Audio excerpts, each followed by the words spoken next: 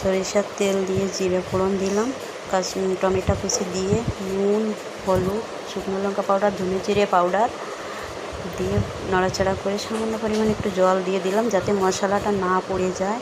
এবার মশলাটা ভালো করে কষে নিয়েছি, মশলা থেকে তেল ছেড়ে দিয়েছে। এদিকে আমি শিলবাটাতে দুটো কাঁচা লঙ্কা, বাদাম আর আদা বাটা করে দিয়ে দিলাম। মশলাটা আরও একটু কষে নিয়ে সামান্য পরিমাণ চিনি দিয়ে দিলাম। চিনি দেওয়ার পরে স্পেশাল মশলাটা দিয়ে দিলাম। এবার আগে থেকে ভাপিয়ে রাখা গাজর, আলু, বিনস, ফুলকপি দিয়ে দিলাম। বন্ধুরা, ফুলকপিটা আমি একটু ভেজেও রেখে দিয়েছি, আমি দেখাতে পারিনি এটা। এবার নাড়াচাড়া করে সামান্য পরিমাণ জল দিয়ে দিলাম, সবজিটা শুকনো শুকনোই হবে। ঢাকা দিয়ে দিলাম।